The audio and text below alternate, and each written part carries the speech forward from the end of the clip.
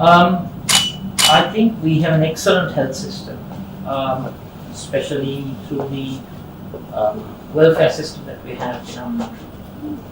And since it's fully subsidized by the government, the hospital system has some glaring weaknesses in the sense in terms of equipment and trained human resource personnel. So we ourselves, as an opposition political party, we have embarked upon a very proactive program. In fact, today we did, I believe, if I remember correct, our 19th distribution for 19 hospitals we have already done, and today was Putlam Hospital. Wow. And we gave away equipment worth 2.3 million Sri Lankan rupees. Fantastic. All equipment which entailed saving lives. Yes.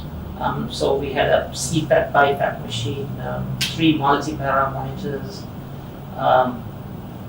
syringe pumps and infusion pumps. So these are medical equipment that is very, very useful in saving lives. So we have done 19 rounds, and in fact the 20th we hope to do in the north this coming Tuesday. In a sense, those doctors, they themselves come here because of the various restrictions that we have in between the various provinces. Yes. So we are always striving to abide by the various regulations so that the corona spread is controlled. Because we hear very, very ominous signs of various variants mutating itself. For example, the Delta variant, which most are talking of. Yes. And I believe, if I remember correct, sorry to remind this, I think some parts of Australia Correct. have It's, been impacted. it will be the, I think, Is the dominant variant, I think, sometime soon. Yeah, is it Sydney area? Sydney and also Sydney. in Queensland. Right. And also in Darwin. the Northern Territory, yes. Darwin, yeah. Darwin, correct. You're very well informed. Thank you. So, I mean, right at the outset, I would like to just, if I'm not jumping the gun, No. make a plea and an appeal to yourself and to your government to try and support our health sector. I know you have done a lot. We are all aware of the tremendous contribution that the Australian government and Australian people have already made to support the Sri Lankan health sector. But I still believe that there are scarcities in terms of equipment, Yes. especially life-saving equipment. Now, what I found when I was in hospital was the importance of oxygen machines. So you have the high-flow oxygen machine, you have the CPAP, BiPAP, and you have the ventilators, apart from the wall oxygen that is given initially. So in terms of that, I want to make an appeal. Please, we as the opposition are also jointly making an appeal to the Australian government and your good self, Yes. and to the people of Australia. Try to help. Already you all have helped us, and we are grateful for that. And we believe that more help is needed, especially with the emerging Delta variant, which I don't think the international health authorities have ever mentioned as to how effective the vaccines are in combating the new variant. And we can't blame anyone because all sorts of new developments are taking place as time goes on. So thank you so much, Your Excellency, and thank you so much, Australia, for helping us, and please try to help more. Well, thank you very much, Sajid. And I think on that regard, we felt as a neighbour that we needed to do more.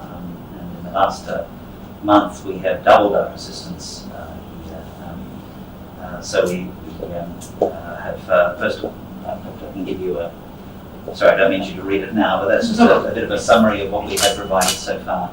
But it's about $11.7 million, and we first support was oxygen, as you rightly identify, a very key part of that sector, and working with UNICEF and being able to deliver that. And then we delivered an extra $5.5 million, which we've given to the WHO to respond as the Sri Lankan government needs to do. So that's sort of sitting there as a bank, but again, prioritisation from our side has been on oxygen and oxygen equipment to be able to ensure that that comes. They're multiple copies, just for you to have in the event.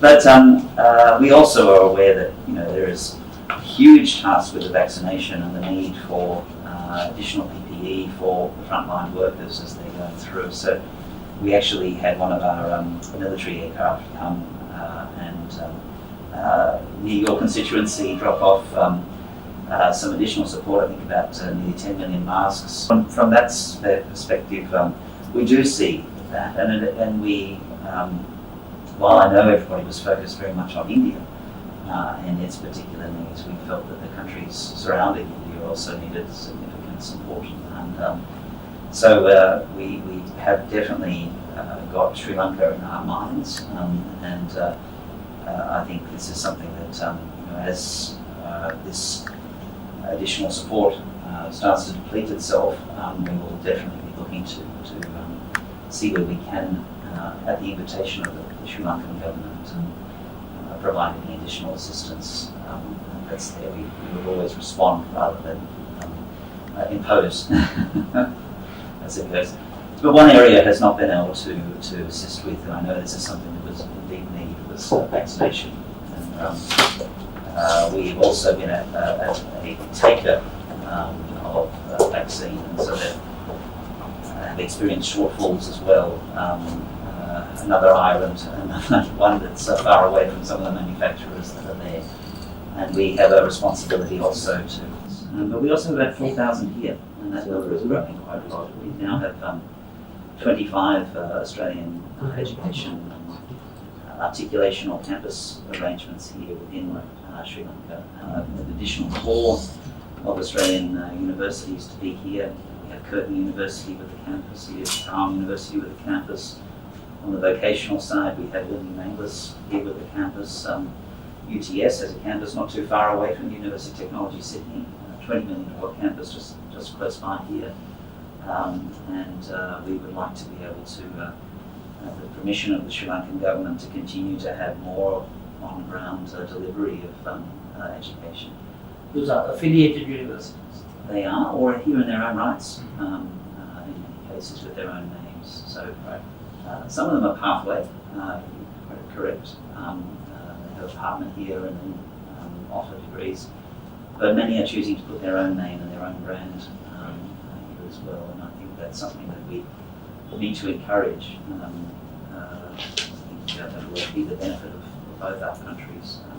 Certainly the pandemic has shown that the services sector has suffered tremendously, whether it's tourism or whether it's education services. I mean, both of our countries rely on tourism enormously, and so many of our businesses have suffered as a result of